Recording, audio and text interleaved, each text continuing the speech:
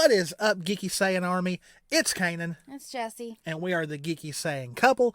Before we start, please remember to subscribe for more content. Hit that notification bell. That way you'll be notified of all future content. And hit that like button. So today's video is, of course, our RWBY Volume 8, Chapter 2, analysis of the episode Refuge, or is Refuge?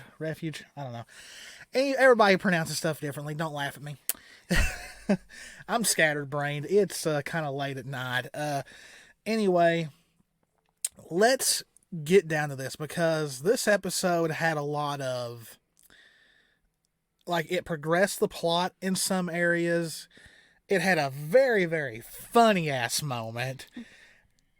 And then it destroyed us at the end. RWBY is very well known for doing this, for moving the plot and then making us laugh and then leaving us horrified at the very end. They've done that a lot. So anyway, in this episode, we start off with Crow still holding Clover's bloody symbol. Now, it's very obvious Crow feels very bad for this.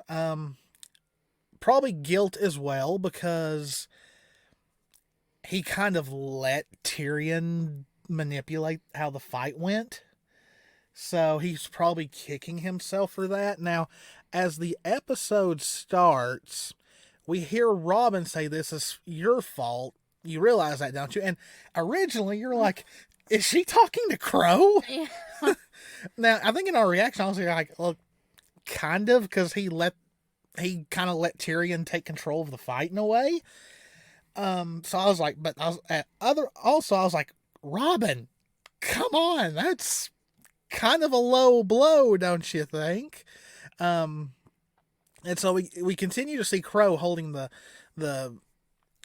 It's like a badge. Yeah, it's like a badge, and we think she is just berating Crow, and it's like, Robin.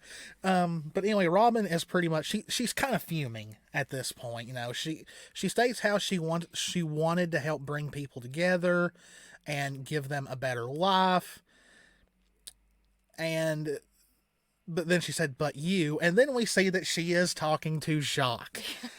How awful would it be to have a cell right next to Jacques Schnee, Mr. Clip-on Tie himself? And he has the gall to say he's a victim. This man knows no bounds of how low he will go to say that he's right. No wonder he tried to be on the council. He's a true politician. No comment? Oh, I don't... Anyway, this whole opening sequence is pretty much Jacques trying to... I'll admit I was duped and used. Well, clearly, but yeah, still, he was definitely used by Watts. He was definitely duped by his own daughter. Weiss put him through the ringer on that one, which is so poetic justice. And although my hands may not be clean, you think? At least I'm not a murderer. Now, I took issue with this statement in our reaction. How many Faunus have more than likely died because of him? Probably countless numbers. Yeah, we know Ilya's parents definitely died in the mines. There's probably been a bunch of Faunus who have died in the mines. How many human deaths has he caused by his decisions? Because, I mean, it's very obvious the Schnee Dust Company had a hand in creating Adam, pretty much, for what he was led to do because of the brand on his face. So how many people died at Adam's hands because of what Jacques inadvertently caused? And, how much of a hand did the Schnees have in making the White Fang what Sienna eventually turned the White Fang into? Yeah. So, you are a murderer, Jacques. You just Maybe not have done it yourself. Yeah, but you were the instrument that well, not instrument. You were the driving force behind a lot of Faunus and in a way human death. So yeah, he's trying to make himself come out as a victim when he's clearly not a good person, and it's just sad how. And he throws that at Crow, of course, which is. And see, here's the thing. Robin states he didn't kill anybody. Now, Robin was out cold during the fight, so this kind of lends the fact that she may have used her semblance on Crow to find out what happened. Yeah, so she probably did ask him, did you kill Clover? And, he probably said, no, it was Tyrion, and she saw that he was telling the truth. So this is good. We didn't see it on camera, but since we know what Robin's semblance is, common sense tells you she used her semblance on him before they got put into the cells here. And I love how the cells are obviously made out of hard light dust. It's like Atlas uses that for everything, it seems like, either to protect themselves or keep prisoners in. And she says she's not going to be standing here and be lectured by some snake with a mustache, which I love. And that, it was because of him that Mantle started falling apart really. And it's all because, yep, Watts is there too. Yeah,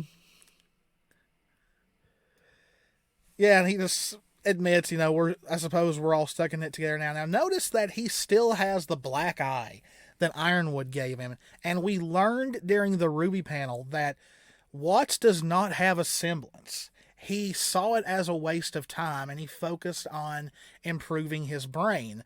Which, a stuck-up genius would think that. I'm not going to bother being a fighter. I'll just get smarter. And so he doesn't exactly have He relies on technology. Yeah. When at some point, technology, he may be a genius, but at some point, technology is going to fail him against somebody's powers that they've grown with an aura. And here's the thing. We see here that he also does not have an aura because he still has the black eye. The aura would have healed that by now. So I wonder if this is some way of them showing that Watts may be a one-shot death when he does bite it. Who knows? He obviously does not have an aura to protect himself. Well, they are making it clear also, since like I said, he relies on technology, that's going to be his downfall. Yeah. Because technology, it's just, even like today, technology's not going to withstand absolutely everything. Yeah. Something's going to bring it down. And look at this, I guess, it's technically jail, I guess, and the way the floors look, it looks like they could just keep creating more. Yeah, it's a very... Kind of like honeycomb shaped is what it looks like. Yeah, you can definitely see the parts in the floor. Beds would come up. Those are probably beds that come up out of the ground. And they just activate the hard light dust to make the cell. I have to say, it's a way better condition than what real life jails are. Not speaking from personal opinion or personal. I've never been in jail, so I don't know, but I've heard horrible stories. But most of us, when we were younger, we've had field trips to them, so you see what they look like on the inside. We never took a field trip to a jail. We did, because we learned about the police station, we learned about the fire station connected. So you kind of see that's definitely an improvement. I've never been in it, but the closest thing my that. first impersonation of jail was Ernest Goes to Jail. So that's the first time I ever saw inside, I guess, what was supposed to be a real prison. But then you see stuff like these really big penitentiaries where it's just horrible living conditions, which, if you've done something really, really bad like murder or something, you kind of deserve it. But for someone like Crow, who is accused of being a murderer, this doesn't look that bad. What you would not something you would expect from jail.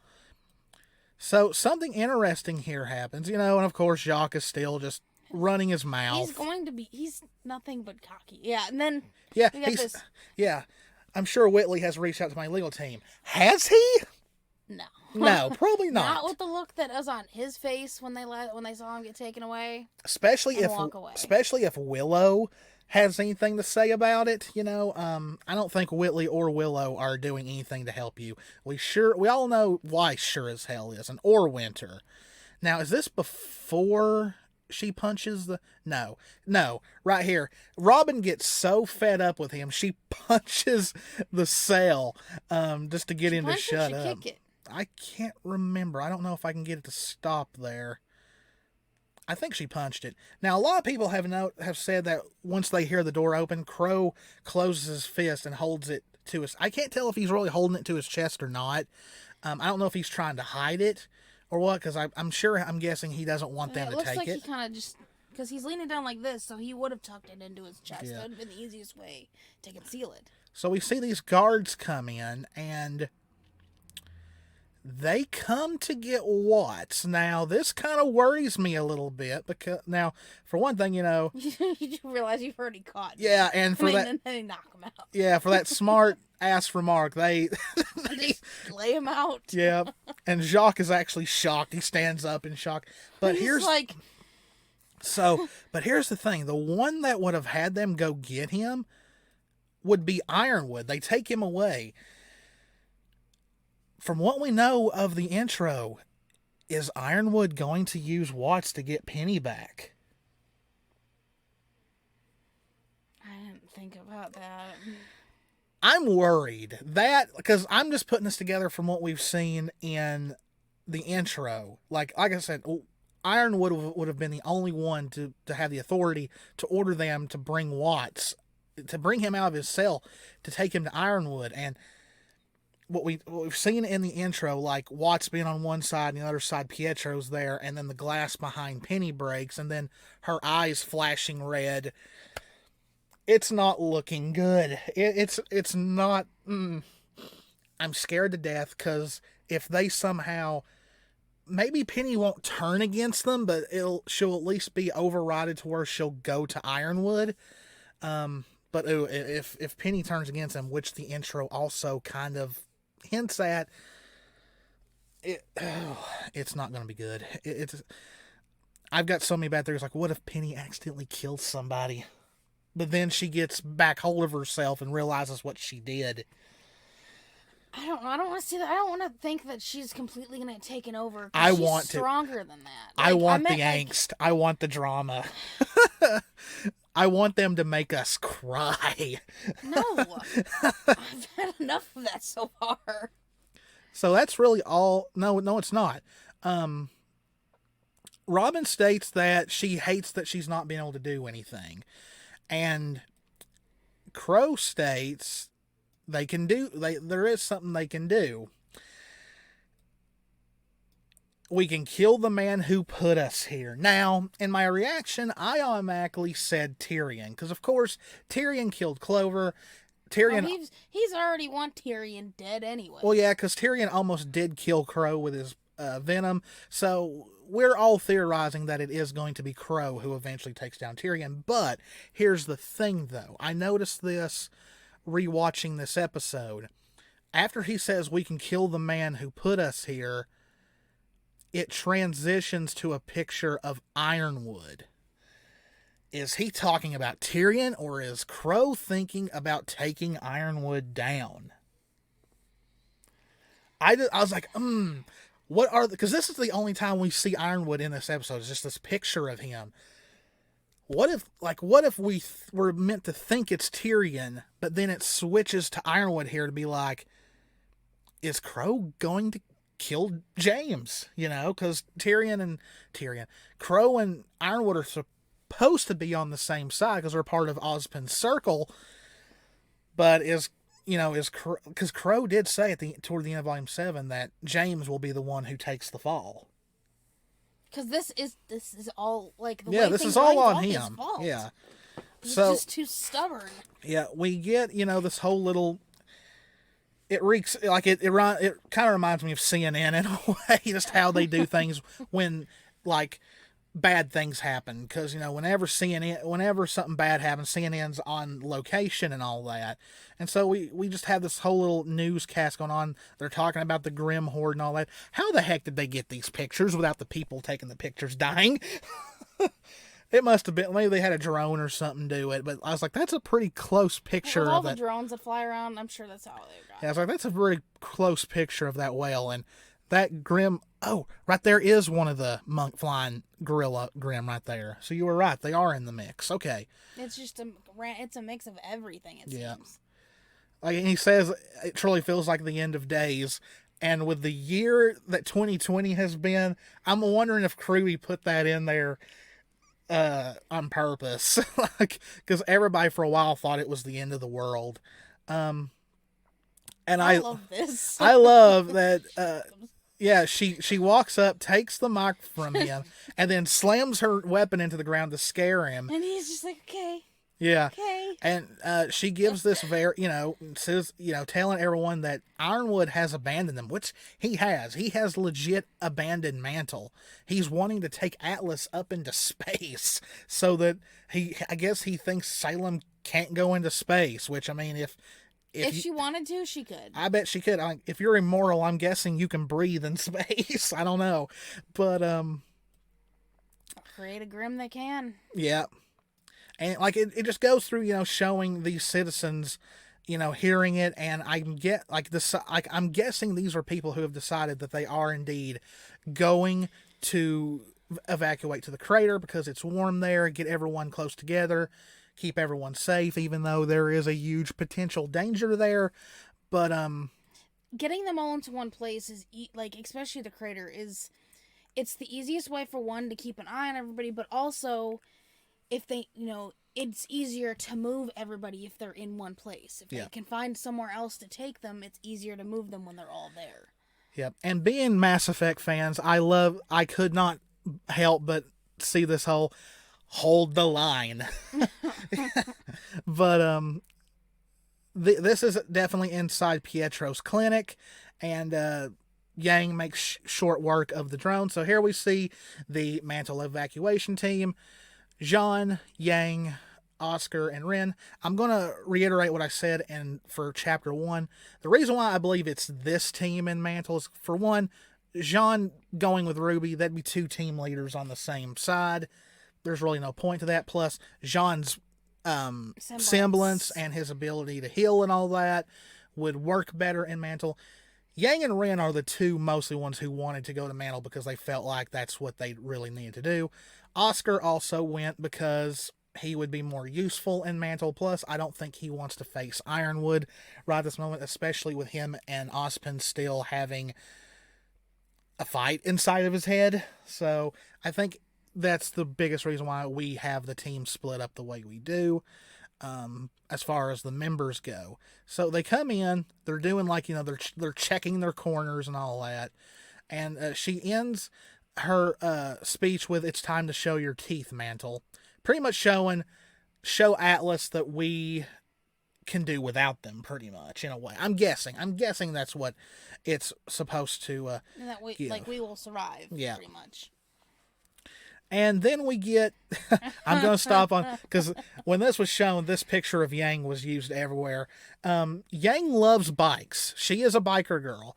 But of course, we've already seen this. This was shown in several teasers. This was the first bit of Volume 8 we saw at was it San Diego Comic-Con? I believe so. It was that or New York Comic-Con. But this was pretty much, it's really self-explanatory. They open it up. It's the hover bikes. Yang has a little fangirl moment, then says, all right, the others are definitely missing out. Ren still doesn't look like he really cares.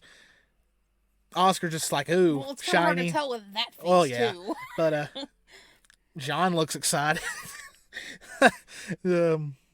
But it's still pretty much the same thing that we've already seen. Now, I did notice there was one major difference. See if I can get... here we go. Everybody complained about there not being the storm in the background. Because when we first saw this, which people still forget that when we see these early... They're not finished. Yeah, they're work in progresses. The sky in the background was white. It was clear. Here, it is obviously not. The storm is definitely there. So, Yang, still being the thrill seeker that she is, decides to have a little fun at Oscar's expense.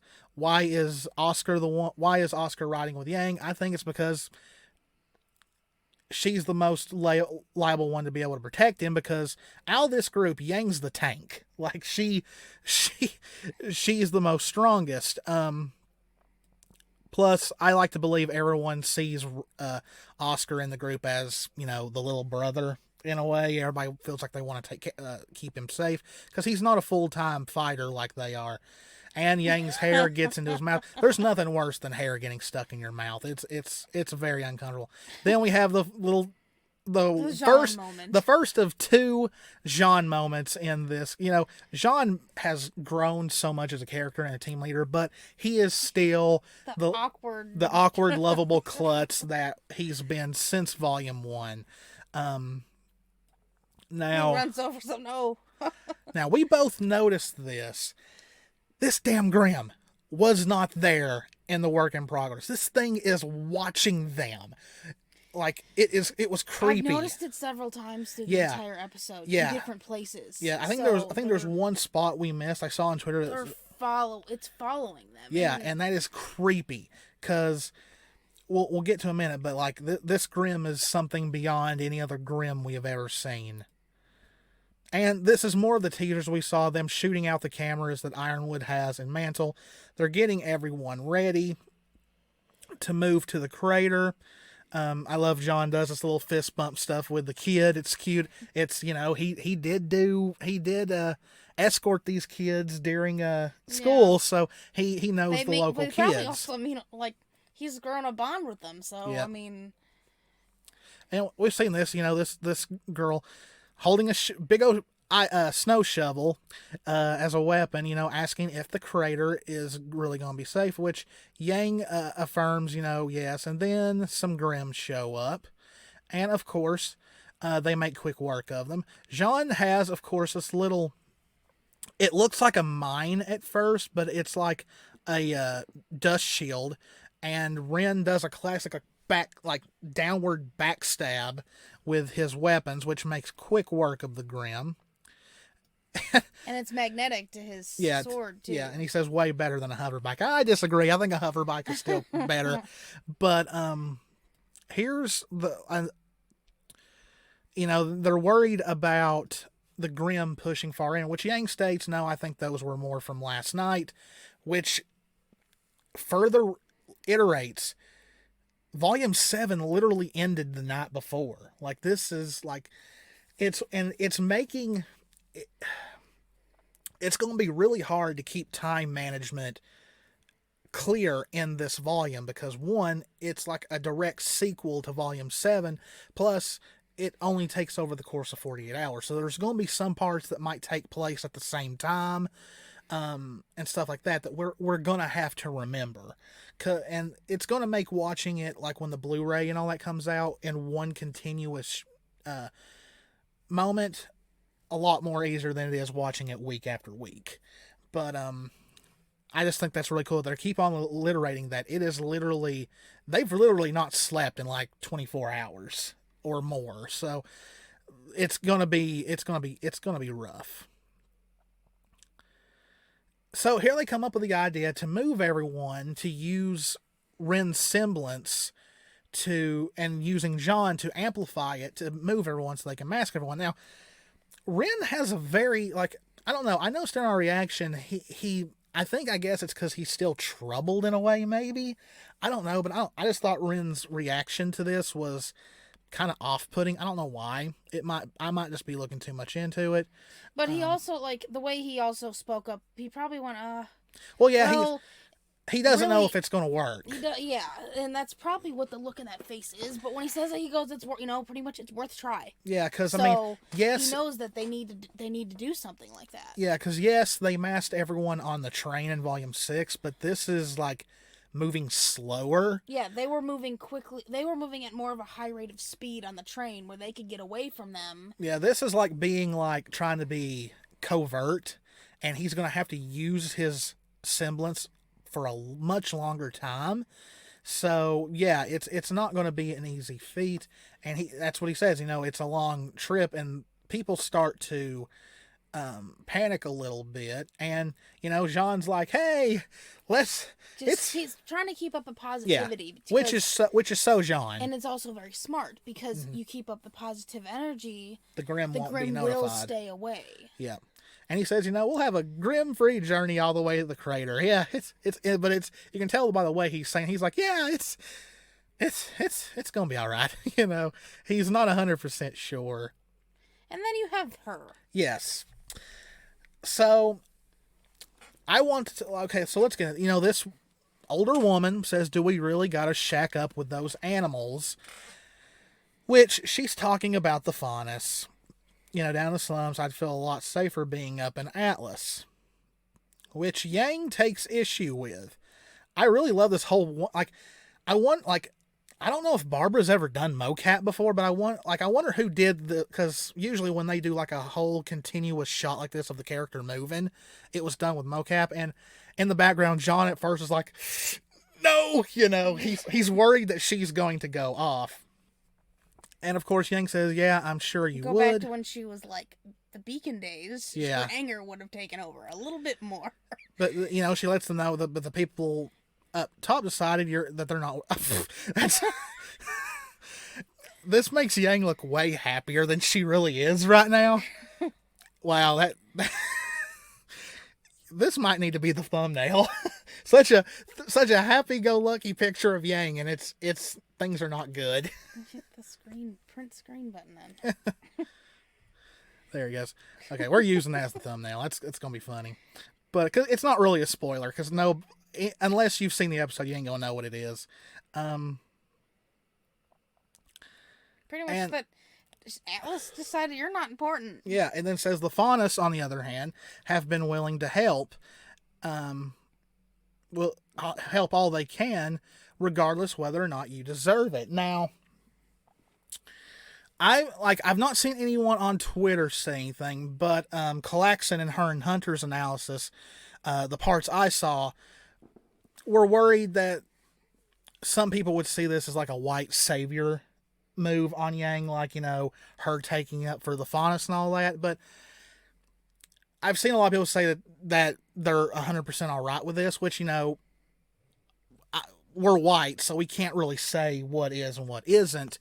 But I really think this isn't really Yang giving an opinion, because racism is not an opinion. It's just straight up wrong. But then again, she does have a faunus girlfriend, so... But also, she doesn't, she's making a point. This woman's being this way. She's acting... Yeah. Even what she said, that she's talking racist against the faunus. And the way Yang's gonna put it apart, here's the one thing, she pretty much could say a whole bunch of things. She's telling this lady, okay, well, go ahead, call them yourself. Mm-hmm. They don't want you. You're down here. Yeah. So... And you have no room to say anything. And I'm glad they put this in, because I remember during chapter 1 of volume 7, a lot of people had a problem that Yang didn't full on defend Blake from that guy, and Weiss did. And if you look at Yang's body language in that scene, she really wanted to, but Blake said not to cause a scene. So, of course, she didn't. Yeah, Yang didn't, but besides kicking the... Yeah, but Weiss went ahead and did it anyway. But I really like this. It shows more growth on Yang's part, which Yang has always been supportive of the faunus, all the way back in, I think it was volume 1, where Carden was pulling on Velvet's ears, and Yang made the comment that it must be hard being a faunus. So Yang's always... She's never had an issue with it. Yeah, so... But then, of course, her and Blake and all that, and the issues she had with Adam and all that. Yang's never once blamed it on the faunus or anything like some other people in Remnant would had, and we've seen that. But I don't know, I just really liked this moment with Yang. I just think it shows more of her character, which shuts her up. It shuts her up big time. She keeps murmuring to her daughter through everything, which we'll see, but it's just... It definitely shuts her down. She's got nothing she can say. Yeah. And so everyone's decolored because Ren's masking them all, and they're moving at a snail's pace. They are moving very, very slow. And like once again, Yang in the front, she's leading the way. And like, you know, everybody's making all these little comments and all that, and Oscar's kind of bothered by it. You know, he states that it should not be. It's still just those two, that no one else is saying anything. Well, it's the older and daughter. Yeah, the mother is saying bad things, where the daughter is telling her to pretty much shut up. You know, you're making a bad example and all that. And Oscar says it shouldn't be this hard getting people to cooperate, especially with something as bad that's going on. And him and Ozpin have a little. She didn't need to yell at me. Yeah, she kind of did. Yeah. There's no excuse for being racist. Anyway, it's fine. It's fine. Ozpin says that he's concerned about that. And like him and Oscar have this really, it's very heartbreaking in a way, because it's kind of Oscar. Well, let's get to it. But they have this whole dialogue. Oscar says that he doesn't need Ozpin's commentary. He's still very mad at Ozpin. And, you know, he tells him you have every right to be upset.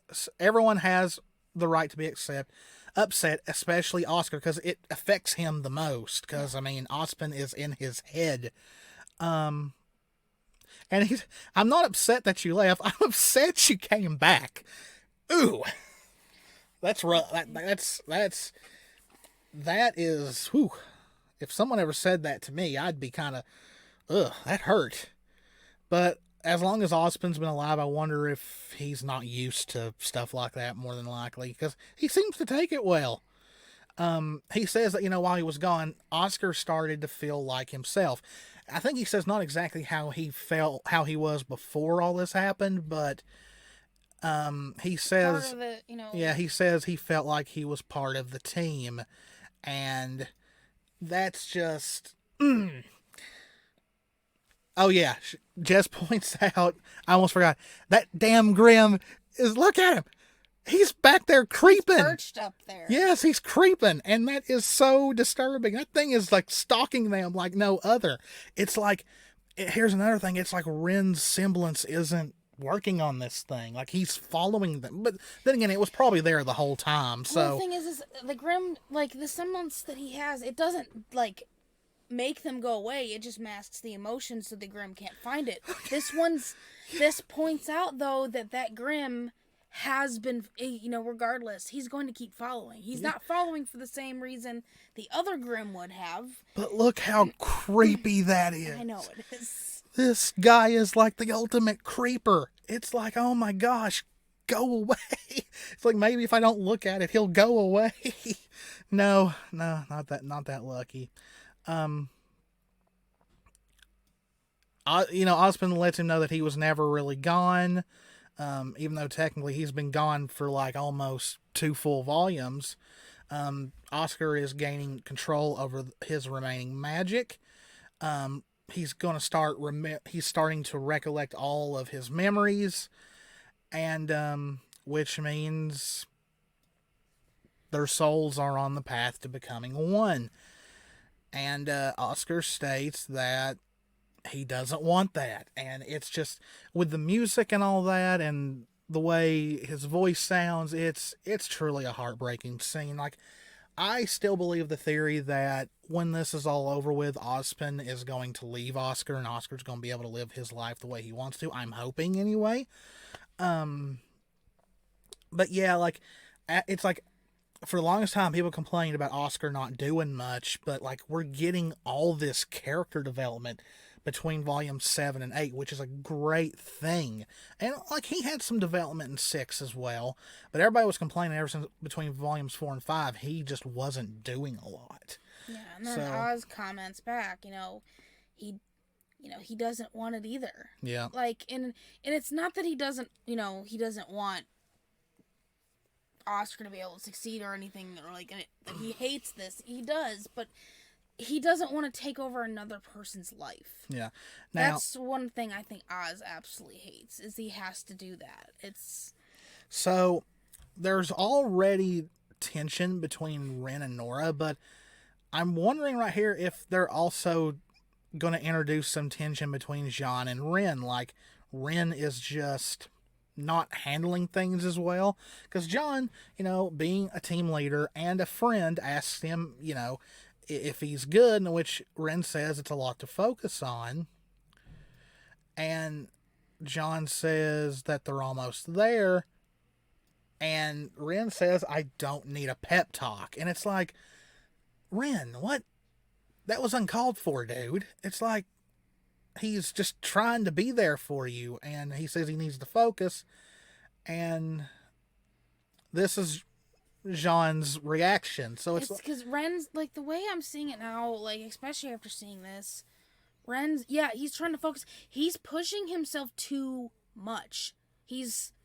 When you push too much like that, you overload yourself, and you're not going to be able to focus straight. Like, if they're not working the team thing, the everything being separated, there being tension, that's going to cause this to happen more. And it's...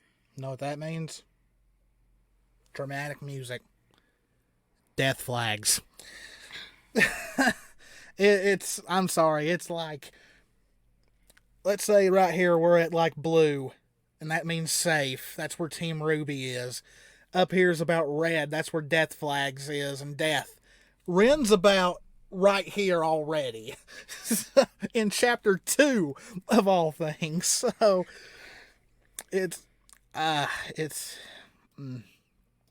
now, I love how they transition this. Osmond says we need to find a way to work together. Not just him and Oscar, but all of us. And that gives us a perfect transition to the other group. So poor Penny, she is still wrestling with all of this. And we see everyone starting together. And I'm guessing this right here is the crater, because you see the lines that go up to Atlas right there. So they've already moved a very large amount of people. I love, like, the cityscape here. Like, it makes you realize that Mantle is way bigger than we think it is, because that's a lot of buildings. That's a lot of big buildings that might have a lot of people in them. So they've moved a lot of people here. And now we see that May is with Ruby's group. We got Penny, Nora, Ruby, Blake, Weiss now, just like we did with the other group. Ruby and Nora definitely want to go to Atlas to try and get Amity back up so they can help the broader world, not just Mantle, even though they want to save Mantle. Blake is still like the wild card here. Like, they've still not fully explained why she chose to go with Ruby. I've seen a couple of fan theories. One of the more popular ones is that she went to look after Ruby for Yang. I think also that could be a reason. It'd be nice if they stated it, but I think another reason could be that she felt like she would be more useful in Atlas, because it's kind of a covert mission, and who's the best one for that on Team RWBY? That would be Blake. Penny already stated why she would go, and that was to get them access to Ironwood's terminal. Weiss is a no-brainer. She would be the most helpful to go up to Atlas, and also she probably wants to check on her family. She probably wants to check on Whitley, even though he was an ass to her. She wants to check on her mother. She probably knows she can't get to Winter, but maybe she's hoping she'll at least find out she's okay, So that, once again, trying to reinforce why the groups went with who they did. Like we said, the only one we're not 100% sure on is Blake. Hopefully we'll get that soon, like why she chose to go. So got this little interaction between Nora and May, Everyone's already making shipping jokes that Ren shouldn't have parted from Nora because everybody thinks she's looking at May kind of flirty right here. And then May states that once Robin learned about Amity Tower, she wouldn't shove about it. I really love May. I love her attitude. I love how sassy she is. She's just so cute. Okay. Very interesting thing here. I love the fact that out of the whole group, Blake is the one who stops and stands with Nora and listens to May talk. And also, look how lovely Blake looks this volume. Her hair is so much better. Like, I didn't have a problem with it in volume 7. I thought it looked fine. But, like, the poof and how it curls a little bit more, she is so adorable. You can start seeing more fluff on the corner, like the outside edge corners of her ears. Yeah. Now, here's where it gets even more interesting. May states that, that Fiona has got their friends back down in Mantle. She's pretty much bringing up, oh yeah, you guys are split up. Both Nora and Blake react to that. So, of course, Blake is thinking of Yang, and Nora is thinking of Ren. Now, Blake doesn't stay. She walks on, because really, if you look at it, Blake and Yang are fine. They're not having a fight or anything. They just decided to go different ways for right now, because they both respect each other's wishes. Yang had no problem with Blake sticking with Ruby. That probably made Yang feel a little better about it, even though Yang wouldn't state it herself. And I'm sure Blake, especially by the look she gave in Volume 1, she probably really misses Yang, but she knows Yang can handle herself to a degree. But Nora, she actually takes a moment and looks away. Yeah, but she looks almost callous, like she's not happy. She's like bothered severely. So once again, another Bumblebee and Renora parallel, which is very, very interesting. This is 2 chapters. They've done it twice now. So this has got to have a payoff at some point. This has got to. They've done it twice now. If they don't, I will really question them on some things. But also, like, the moment where it shows that Nora looked away and took that moment. Blake reacted too, but Blake also carried on. That carries on further what you said about, that she's fine, but Nora is struggling. Yeah. So they go into what is called snowshoe shipping. I love that name. I don't know why it just fits. Snowshoe shipping, which she says is an SDC subsidiary. And she states that the drones there report to the SDC, not Ironwood. So they don't have to worry about Ironwood having a presence here. And these tubes, which kind of fits with what Weiss started to say in the first episode, was I had an idea about that, but she was interrupted by the phone. Yeah. So, or the scroll. This is more likely what she was talking about. So this is probably exactly what that is. I didn't think about that during when we were watching. But, it carries dust, which is refined in the crater, to be sent up to Atlas. And she says they need to find the tube that goes up to the military base. So they're going to ride these tubes up to Atlas, which does not, like, in a way it sounds fun, but really I bet it's not. Because in the actual episode, you can see these things are like zoom, zoom, zoom, zoom. These things are going fast. I love this. I love Blake being a little sassy here, this little smirk she's got. And she asks, is there any buildings that her family doesn't own? Which, and then Nora laughs. Yeah, Nora laughs. And Weiss is like, this typical Weiss. She's like, that isn't relevant at the moment. And then Blake laughs. Like, I love this because it shows how much Blake has changed, because in early volumes she never really she would giggle sometimes, mostly because of something Yang did, but it's showing that she really has changed. She is in a much better place than where she was. This is a really nice shot of her ears and her hair, too. Yeah, I'm sure you'll be looking at that for cosplayer reasons. My ears are getting remade. So next, we have another great Nuts and Dolts moment. Nuts and Dolts is getting fed this volume. Like, we already know there's another hug coming in the volume, so this will make 3. So I don't think I've ever seen Ruby hug someone this much, I don't think. She really, like, I can see Ruby's really trying to show her that she's more than just what she thinks she is. Yeah. I mean, it's that she's still going, you know, and she even says that you're still you. Yep. It's just, there's more. And so Penny states, I don't like it when friends fight. And Ruby, and, you know, us originally as the audience think she's talking about the little group infighting that we're having. And Ruby states, you know, Yang and I might not agree on how to best save Mantle, but I really wished she could have finished, because I think she's going to say she kind of understands what Yang wants to do. Yeah. So, like I said, I don't think Ruby and Yang are necessarily mad at each other. They're just having a disagreement, which will more than likely be taken care of by the end of this volume. Hopefully. Hopefully we don't have to wait through the hiatus for it. But Penny says no.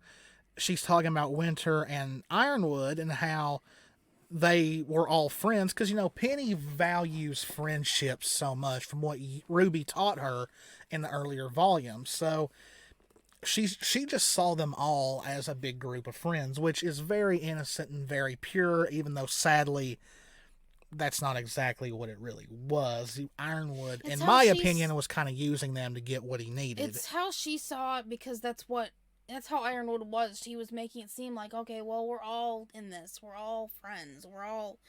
And to her, that's how she saw things working. She hasn't seen past what Ironwood's really causing, so she just sees it as everybody's fighting. Yeah. So now, I think we stand corrected. I know in chapter 1 we thought when he said it was all in your hands that he was talking about Ruby, but according to this, Penny thinks it was directed to her. So either it was directed that's what I said. I thought it was directed at Penny.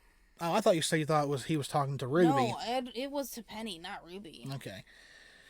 Which, I mean, that's more of Ironwood's manipulation going on. There's a lot of manipulators in this show. I love this change in Ruby. I love this. I love the way Ruby looks in volume 7 and 8. I just love her new hairstyle, everything. I think a lot of people do not think Ruby has had any character development. She really has. She really, really has. She is not the same girl that we met in volume 1 at all. So we just have this whole little sweet moment. And like Ruby even says, he was saying that to hurt you, which is true. He was full on trying to manipulate and guilt her so she would come back. Yeah. Then she states, I was the protector of Mantle, but now I am much more than that. And she wished she wasn't. So she's still very much struggling with the idea that she is now the Winter Maiden. And Ruby says the right thing and says, you're still you, though. Yeah. That's why she keeps coming to her, and trying to enforce this, to make her understand. Because, I mean, for Penny, you can see it is hard for her to understand that, especially with what I was saying about when she said she hates seeing friends fight. She hasn't seen all that. She's innocent. Like, she's not. But Ruby's just going to probably keep pushing this over and over to make sure she understands. You're never going to not be you. So I'm getting volume 2 vibes here. From the little talk they had. You think just because you've got nuts and bolts instead of squishy guts? Yes. That's what this kind of reminds me of. It's kind of like, it almost reminds me of a callback to volume 2. It kind of is, and so, I mean, it kind of fits with this, as she's going to keep pushing the issue that... Look how soft Ruby's looking at her. I am becoming more and more of a nuts and bolts shipper as these volumes go on. But, I mean, I love that she's going to probably throw out everything as long as she can, even if she if she gets hacked, Ruby can still probably find a way to get through to her. Ruby's... Or she's going to lose a limb like her sister. I know that, but Ruby's made the connection with Penny more so than anybody else because of she was the first one that says, yes, friend. I want to be your friend. Like, she layers, That's who got tackled when they first saw Penny came back. Yeah. Becoming the Winter Maiden, she still protected Mantle, which really she did. If Winter had got if Winter had got it, who knows what would have happened? And if Cinder got it, we knew exactly what would happen. So it's good that it was Penny and no one else. And she thanks her, and they have another soft little hug. It's so cute. And look at Nora. I found it. Yeah. So this is pretty much the control panel for the tube. And I'm guessing this is definitely the one that goes to where they need to go. Which, Blake says there's no turning back now. I don't think Blake really is already happy at the thought of going up these things, because you know how cats are. Yeah. It's a little... I love this moment right here. Between our secret weapon and my semblance... I've already seen this her drawn like this. Yeah. I love that. You all couldn't be in better hands. Yeah. She's so awesome. Her semblance is cool. Okay, so Nora asked, how do we use this thing? Which, Weiss being Weiss, it should be simple. She sits down on it. She says, you just sit back, lean back, and press launch, and Nora pushes the button. This reminds me of pull the lever, Kronk, wrong lever. And Weiss... Gone. Yeah, I don't think I can stop on it. But, here's mid have it. Weiss gets sucked through this thing. That's the face before she disappears. Moments before disaster. Ooh, maybe we should use this. What do you think would be better? Could always save this one as well. Well, no, you can't do that. We'll have to go back to it. Okay. Because you'll lose the other one. Okay. But Nora's got this crazed smile on her face almost, and poor Weiss. It's and this is the last we see of Weiss in this chapter. We have no idea what happened after. Yeah. What happened? But yeah, this was, I think I've never laughed harder at a part in RWBY than I did here. It was so unexpected. But yeah, Weiss gets sucked up the tube. It's she's gone. You don't, even that frame over, you don't see her anymore. And look at everybody. Nora at first is oops. Yeah, oops. And yeah, look at Blake. Blake does not she's no. Her ears are down. Yeah, she's she's just oh no. Yeah, she's no, I don't want to do this. I'm not doing this. That's almost... Hey, she's just They're all oh my God. And then let's see if I can catch it. Nora, is excited. She wants to do it. Ooh. It's yeah. Ruby's This reminds me of you. This reminds me of us when we're waiting to get on a roller coaster. Because I like roller coasters, but since I don't ride them as much as she does, if a lot of time goes by, I'm a little nervous at first. This is what I'm thinking of now when we go to Cedar Point. Yeah. Yeah, I'm probably not going to have a good time, because if I ride too many roller coasters in one day, I get sick. You in line with us. Yeah, but you're Nora, and I'm like everyone else. Even Penny is blown away. Yeah, she jumps and goes woohoo and all that. So this is, I believe, did they say this was within the crater? Yeah. Okay, so this is in the crater, and I guess you can say, a little home base part of the crater, and we see best girl Fiona. Now she's talking to someone named Crimson. We don't know if this is another member of the Happy Huntresses, or maybe it's just someone helping them, because we've only seen this main group. We know that there's several of them. Yeah. I think you can kind of, if you looked at the election party, you can probably see some of them, they would have been stationary and you wouldn't really see many faces, but they were scattered around. But there's definitely more of them. And we also learned that they call her Fee for short. And I love this. She's switching out the fire dust to keep them warm. So I think that's cool.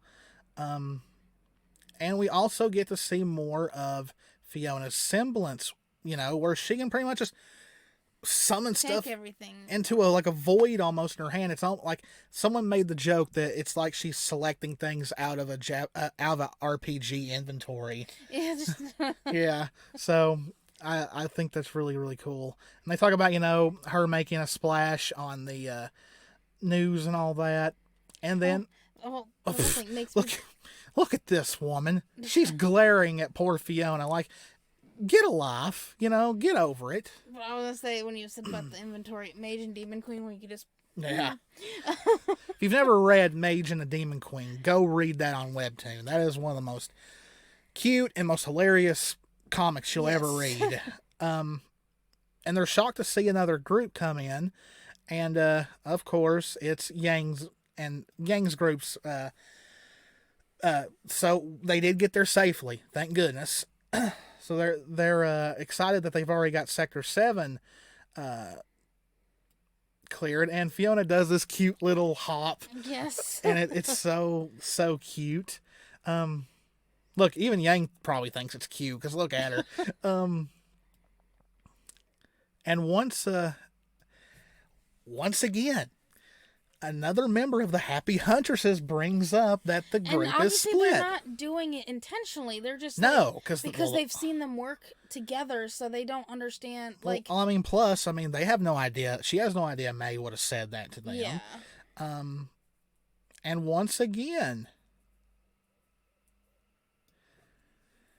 Yang and Ren react the most, and Ren does what Nora did. Yeah, he walks away. Jean reacts to Ren walking away, and Yang reacts, you can see we're doing just fine. I think that hurt her ego a little bit. But it clearly shows once again that Renora is not in a good place right now where the bees are, they're not fighting, obviously. Look at she's not very poor Jean. He probably feels like his team is just falling apart. I feel so bad for him. Oscar really doesn't react all that much. Jean mostly reacts to Ren. Poor Jean. So they ask how things are going. They're trying to get everyone settled into houses and shelters. And they also state that a large portion are trying to get the old mine shafts into a livable condition. I'm worried about that, because let's say Atlas does fall onto the crater. All those mines, if it's below the crater, they're going to collapse. That's an awful way to go. That, or depending on what mine shafts they're looking into, they could be trapped inside, but the mine not collapse. So it really would depend. They would probably have to prepare them to not putting stuff up to keep them from collapsing. Yep. So this I'm shocked I caught this. I caught it during the reaction, but this is so cute. Look at the little fox. Yeah, and her kid, they're reacting fine, and this is the racist woman. Everybody's already deemed her that, the racist woman. And here, is this a couple? Two female faunus with a kid? I think so. But I also thought was cute was the one has the ears, the mama has the tail. Yeah, so it's definitely two. It happened quick, but now we're stopping it. It definitely is two. Yeah, so this is faunus. Yeah, so this is I'm guessing a couple with a kid. So hey, that's awesome. Always glad to see more representation in RWBY. So, they've also, they're talking about looting the SDC refineries to get more dust. Fortunately, no one's getting arrested during the apocalypse. Well, that's one good thing to look about it. Then they talk about, knowing the Grimm are circling doesn't feel good, and ask, what are they waiting for? Because Salem doesn't know how to use the relics, so she's waiting Pretty much. I mean, that's what she's waiting for. She's up there going, how does this work? Yeah, pretty much. Because the immortal sorceress doesn't know how the relics work, which is wild. You would think she would know, but she doesn't. There's a lot of things that Salem doesn't seem to know. Yeah. Okay, so I didn't catch it in our reaction, but this, the subtitles, he is indeed Fiona's uncle. So, ignore what we say in our reaction, because we thought maybe people just referred to him as uncle, because that's a thing. Yeah, but thinking about it, like for example, the couple with the little fox daughter. I mean, one had ears, one had a tail, but I've also seen other couples that would just walk by or whatever, or families, and they apparently it doesn't. The genes don't seem to matter. Well, I mean, just because they're related doesn't mean they have to be the same faunus. That's what I'm saying. Is like they could be family, but they could be different types. Yeah, because I faunus. mean, DNA is different in every family member. I mean, there's only so much that's the same. Oscar, look at Oscar. He's waving at him because that's who found him. Yeah, and gave him something warm to eat. So Oscar being a good boy as always. I love Yang's face. Yeah, Yang's just like, But I love that Fiona says crap. But he says another fight is breaking out. So she says they'll handle it. I don't know why. I just think it's funny that she said crap. I forgot, what's her name? Joanne? Yeah. Okay. She says that she'll handle it because Fiona has enough to worry about. And then Crimson calls in and says that there is another Grimm moving in. There's more Grimm moving in from these. And she summons the map. Like, I love this whole fluid motion. It was such great animation. Her just pulling out this map. She is so cute. She is just adorable. She is like the best new character. Well, I don't know. May is pretty up there. And Robin. All the Happy Huntresses are amazing. I'm glad we're seeing more of them in this volume. Because, like, Robin, yeah, and Fiona had a few moments, but I feel like May and Joanne got kind of put in the, like, May had that one interaction with Marrow, but then they got kind of shoved in the background. I want to see them cosplayed when cons come back. Yeah. Because I love them. And of course, Yang, they pretty much volunteer to take out the Grimm. Well, Hill is here. Yeah, well, sadly. I love that drawing of Robin. I think it's a really cool, good drawing. So, okay, so this is this was one theory that I had that got disproven, but they're Oscar's like, I'm gonna get him with this. But I thought this was the Grimm that took Oscar because you couldn't really tell. I thought maybe you could see Oscar behind Yang, but it's just that in those scenes we always saw them chasing after a flying Grimm. So, of course, maybe I thought maybe this is the one that gets him, but it's not. It's just another Grimm for them to beat. And they use this thing, and it's a bomb, but it's like an air bomb in a way, and it sends it upward, and it goes into this bridge, and the Grimm hits. I'm guessing one of its wings is injured, so it can't fly. And so Jean comes slicing through, riding his hover bike like a surfboard. And which leads to his next moment. Yeah, he almost falls and Whoa. He almost falls and busts his ass, but he lands it. I really kind of wished he had busted it because I would have laughed. When it comes to fails videos, whenever it requires someone busting it, I burst out laughing.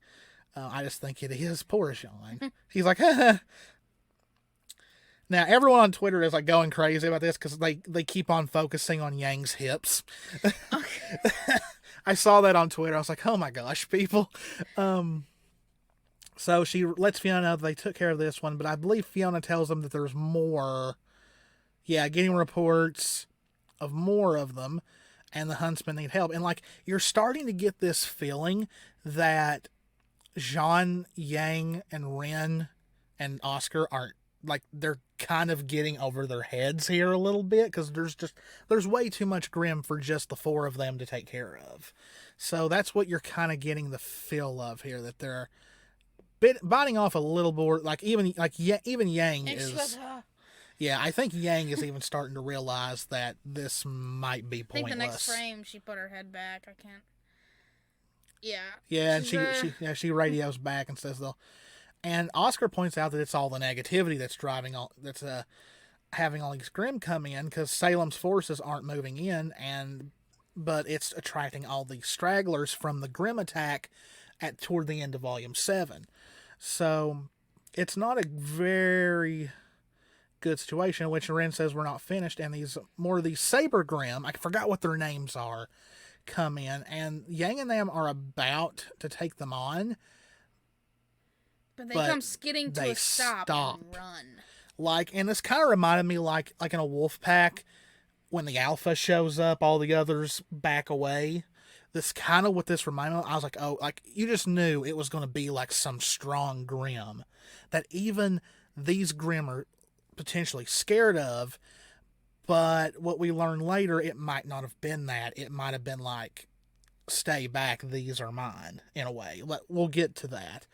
And they're like, what the heck just happened? And like, you know. I've never seen, like, and then they stated it clearly, they've never seen Grimm act that way. Yeah, because Grimm, like, it's almost like Grimm don't think. They just attack. They just do. And then because we've seen other Grimm come, and they've come, like, we've had Grimm come from one way and Grimm from another, and they don't really care if they see the other Grimm. They just...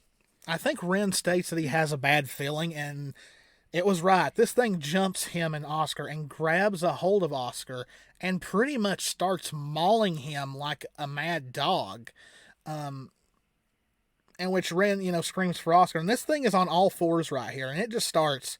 Poor Oscar. All he can do is like kick at it, which is doing nothing. Like, because he's trying to kick at it enough to get away, but he can't get himself enough room to get away. Props to RWBY though for animating this, because like whenever you see like a police dog take down somebody or something, this is kind of what it looks like. Like they animated this so well, and like his aura starts stomping on him. Yes, and then it breaks his aura and pretty much knocks him out.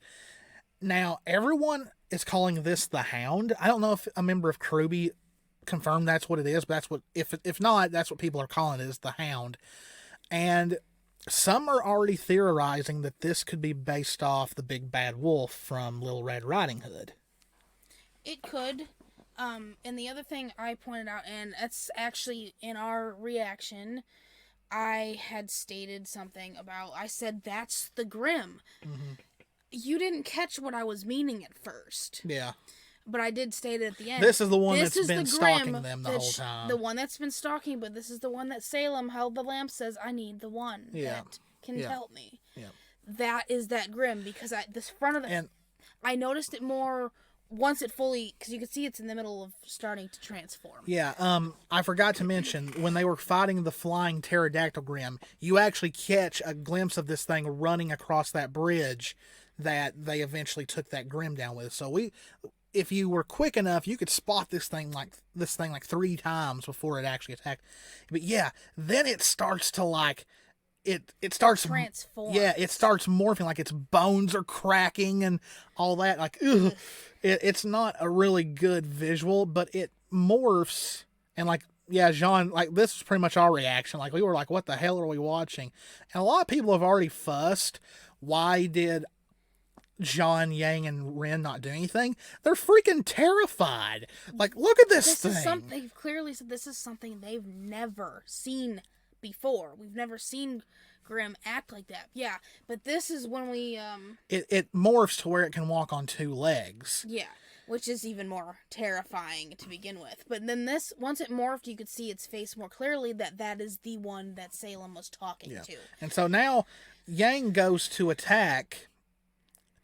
This thing starts using Oscar as a shield, which is something we have never seen a Grimm do. And Yang notices this, and she goes to miss so she doesn't hit Oscar. This thing grabs Yang by the head and throws her and slams her against a building.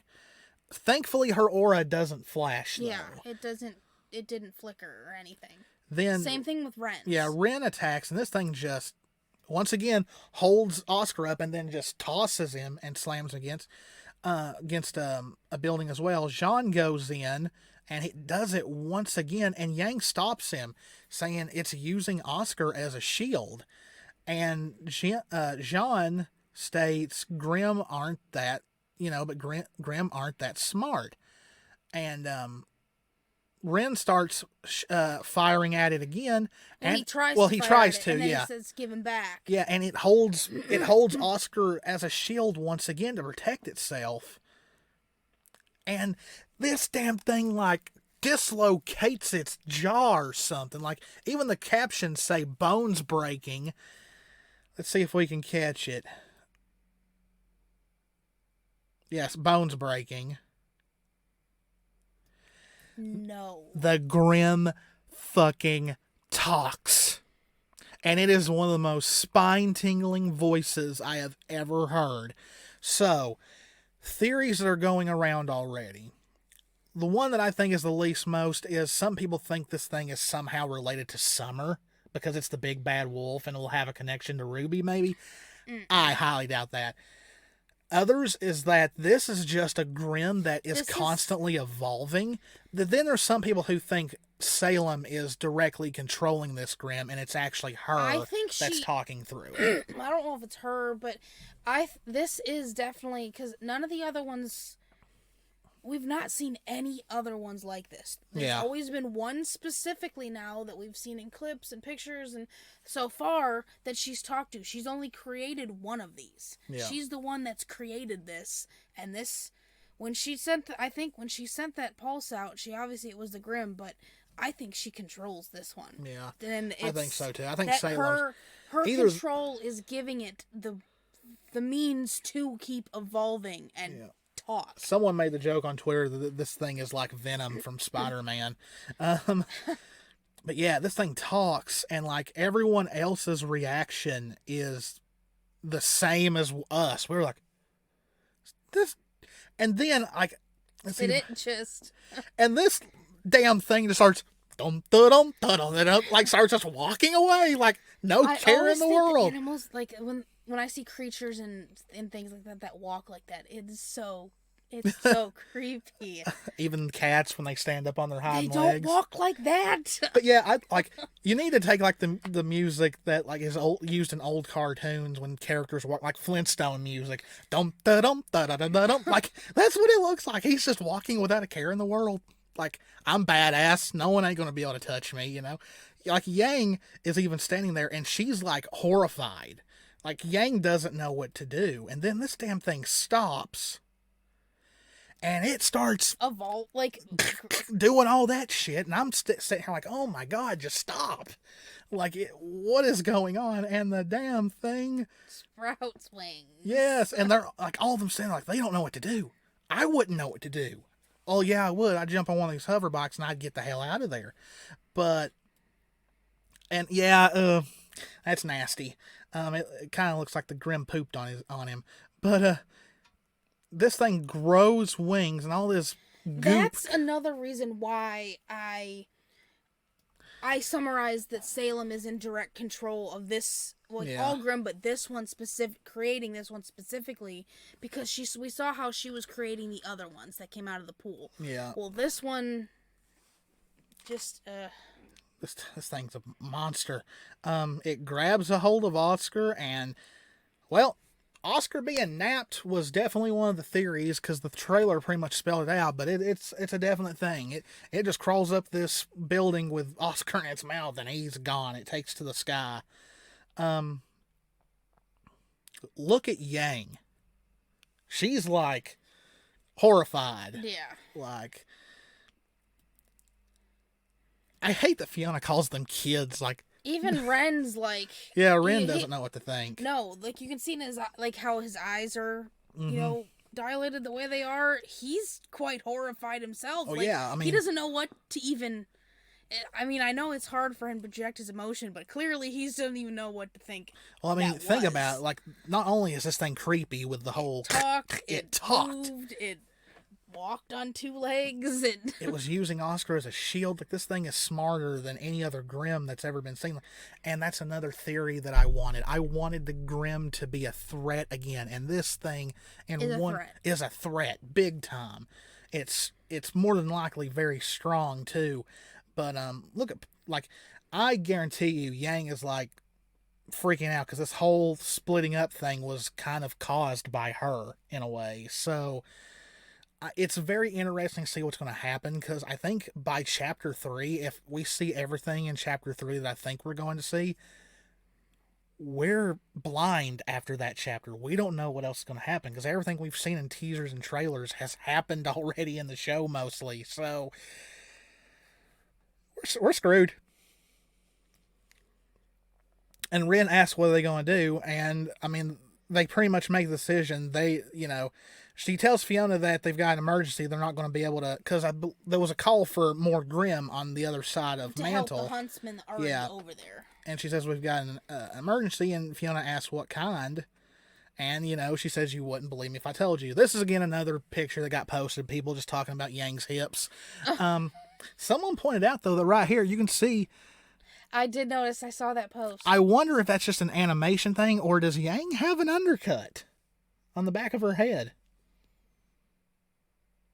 I don't know, because she's never cut her hair or anything like that. Yeah. So, and when she had... Is Yang's hair going to get chopped off at some point? I don't think so. She's too protective of her hair. Yeah. Well, I mean, like a Grimm doing it, or her hair getting damaged. But the thing is we've seen her hair up, and then again, when it's up, it's hard to even tell there. So also, another reason why I don't think Yang's ever going to cut her hair, even though I would love short-haired Yang, is because these parts of her hair are supposed to represent like a dragon, like its scales or whatever. Yeah. Stuff. Yeah.